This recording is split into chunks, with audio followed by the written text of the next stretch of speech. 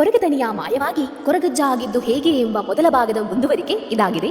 ಮೊದಲ ಭಾಗ ಮಿಸ್ ಮಾಡಿದ್ರೆ ನೋಡ್ಕೊಂಡು ಬನ್ನಿ. ಕೊರಗತನಿಯನ ಮಾಯದ ಬಳಿಕ ಮಗನ ಬರುವಿಕೆಗೆ ಅಳುತ್ತಾ ಕಾಯುತ್ತಿದ್ದಳು ಬೈರಕ್ಕ. ಇದನ್ನು ಅರಿತ ಕೊರಗಜ್ಜ ಆಕೆಯ ಬಳಿ ಬಂದು ಅಮ್ಮ ಎಂದು ಕೂಗಲಾರಂಭಿಸಿದರು. ಕೇವಲ ಧ್ವನಿಯಷ್ಟೇ, ಕೊರಗಜ್ಜ ಕಣ್ಣಿಗೆ ಕಾಣಿಸಲಿಲ್ಲ.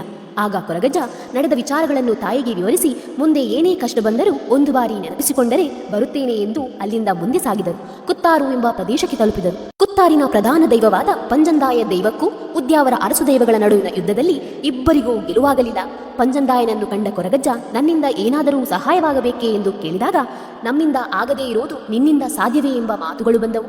ಕೊರಗಜ್ಜನ ನಿಜವಾದ ಸ್ವರೂಪವನ್ನು ನೋಡಿ ಈ ಕೆಲಸವನ್ನು ಅಜ್ಜನಿಗೆ ಒಪ್ಪಿಸಿದಾಗ ಅರಸು ದೈವಗಳನ್ನು ನಿಮ್ಮ ಪ್ರದೇಶದಿಂದ ಹೊರಹಾಕಿದರೆ ನನಗೇನು ಎಂದು ಅಜ್ಜನು ಕೇಳಿದಾಗ ಕೊರಗಜ್ಜನಿಗೆ 7 ಆದಿ ಸ್ಥಳಗಳನ್ನು ನೀಡುತ್ತೇನೆ, ಕತ್ತಲೆಯಲ್ಲಿ ನಿನಗೆ ಸೇವೆ ಸಲ್ಲಿಸುವ ಭಕ್ತರ ಆಸೆಗಳನ್ನು ಪೂರೈಸುವ ಶಕ್ತಿಯನ್ನು ನಾನು ನೀಡುತ್ತೇನೆ ಎಂಬ ಭರವಸೆಯನ್ನು ಕೊರಗಜ್ಜನಿಗೆ ನೀಡುತ್ತಾರೆ.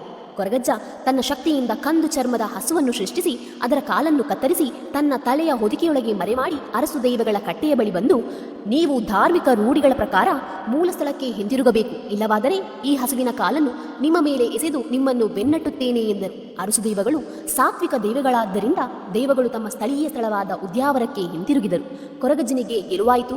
ಪಂಜಂದಾಯ ದೈವಗಳು ಮಾತುಕೊಟ್ಟಂತೆ ಅಜ್ಜನಿಗೆ 7 ಆದಿಸ್ಥಳಗಳು ನೀಡಲಾಯಿತು. ಅದುವೇ ದೆಕ್ಕಾಡು, ಸೋಮೇಶ್ವರ, ಬೊಳ್ಯ, ಮಿತ್ತಗೆಳ, ಉಜಿಲ, ತಳ, ದೇಳಕಟ್ಟೆ ಆದಿಸ್ಥಳಗಳು. ಅಲ್ಲಿಂದ ಕೊರಗಜ್ಜ ತನ್ನ ಭಕ್ತರ ಕಷ್ಟ ನಷ್ಟಗಳನ್ನು ಪರಿಹರಿಸುತ್ತಾ ತನ್ನ ಕಾಣಿಕವನ್ನು ಮೆರೆಯುತ್ತಿದ್ದಾರೆ.